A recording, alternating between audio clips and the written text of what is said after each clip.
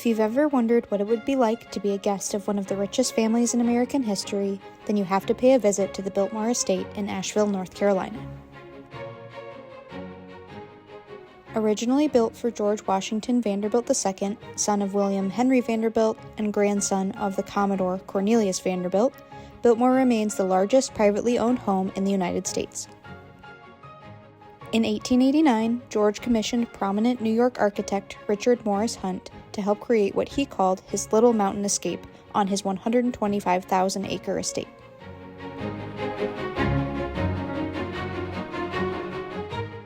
Biltmore has 4 acres of floor space and 250 rooms in the house, including 35 bedrooms for family and guests, 43 bathrooms, 65 fireplaces, and 3 kitchens. The Gilded Age mansion reportedly cost $5 million to construct, equivalent to about $183 million today. In this video, we will take you on a tour of just a handful of the many extravagant spaces this home has to offer, all decked out for the holidays.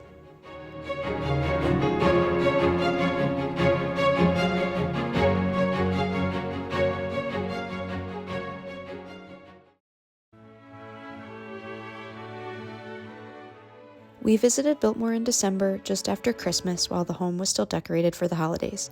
We entered into the winter garden, as guests of the Vanderbilts would, and were greeted by a choir singing Christmas songs. First, we'll pop into the Billiards Room, where guests could enjoy games and socializing. This room is home to one of Biltmore's many hidden doors. This one is an elaborate wooden door concealed in the wall that, with the push of a button, would open into the gentleman's smoking room.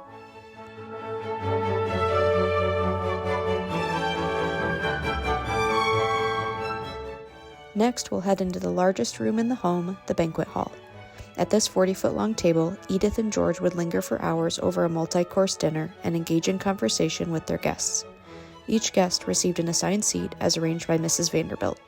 Edith and George would sit opposite each other at the center of the table with their guests of honor to their right, and the remainder of the seating chart would alternate ladies and gentlemen as per proper etiquette.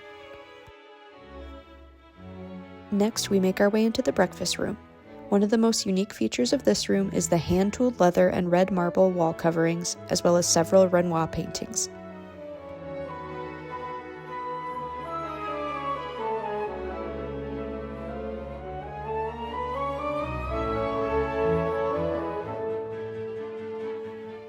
We will then pass through the Salon, one of the few rooms on the first floor that wasn't finished during George Vanderbilt's lifetime.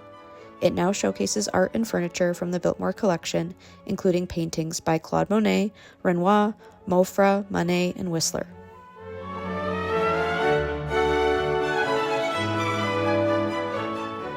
Now we will take a look at the music room.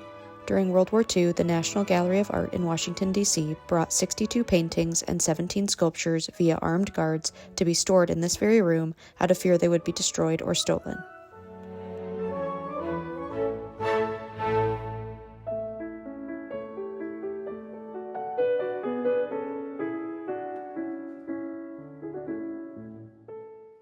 Next, we will make our way into the longest and second largest room in the home, the Tapestry Room. This room was designed to showcase part of a set of tapestries known as the Triumph of the Seven Virtues that dates back to the early 1500s. This room was used as a formal gathering room for guests, often used for afternoon tea and after-dinner entertaining. On to one of my favorite rooms in the home, the library. The room houses about 10,000 of George Vanderbilt's 23,000 volume collection, with works dating all the way back to 1561. Beginning in 1875 until his death in 1915, George Vanderbilt kept a journal of all the books he read, which ended up totaling 3,159 books, an average of 81 per year.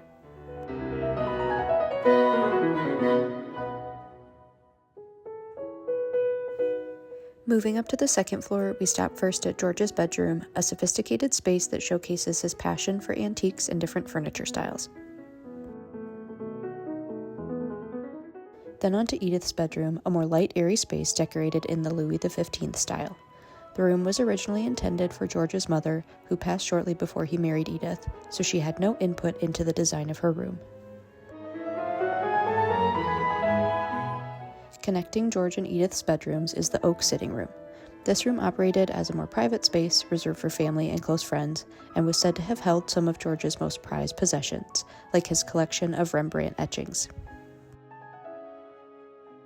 Moving forward, we enter the second-floor living hall, which was used as a formal hallway and picture gallery, which includes the painting entitled The Waltz by Anders Zorn. More hidden doors can be found in this room, which lead up to the upper balcony of the library. Of course, such a lavish mansion had to have equally as impressive guest rooms. This is the Damask Room, part of the Louis XV suite. It was named for its silk damask draperies and distinct damask-style wallpaper. The Claude Room was named after one of George Vanderbilt's favorite artists, the French painter Claude Room. The wallpaper in this room is in the same pattern as that of the Damask Room, just in a different color palette.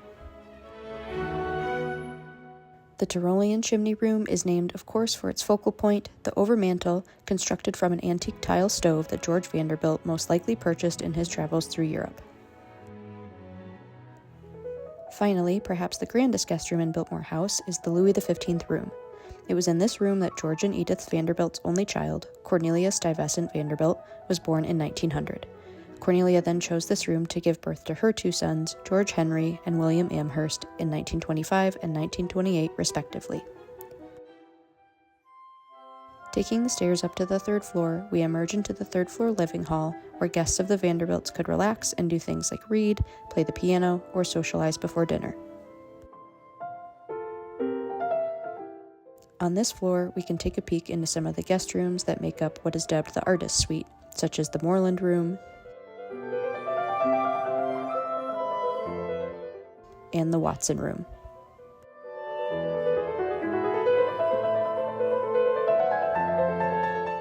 Making our way back downstairs, we will head into the basement through the stone corridors.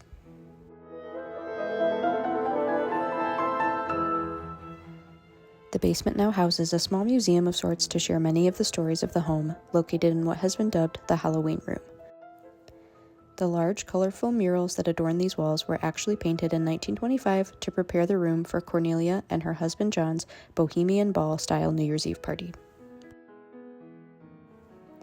Walking further into the basement, you'll find many activity rooms, including numerous changing rooms leading up to an indoor 70,000-gallon heated swimming pool with underwater lighting, a bowling alley, and a gymnasium with once state-of-the-art fitness equipment.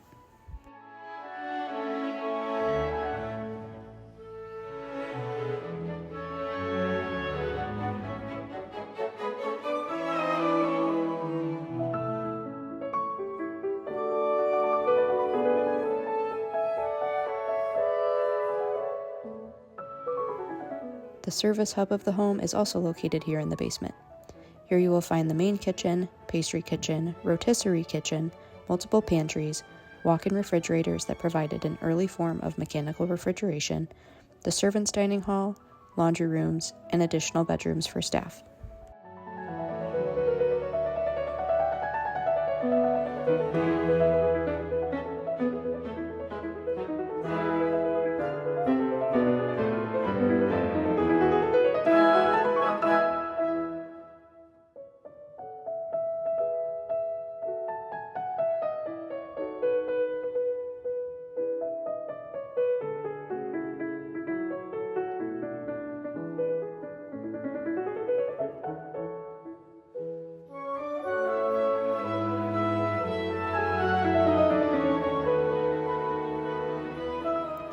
This was only a small taste of what Biltmore has to offer, as different tours and ongoing preservation work allow visitors to learn and see even more of this incredible estate.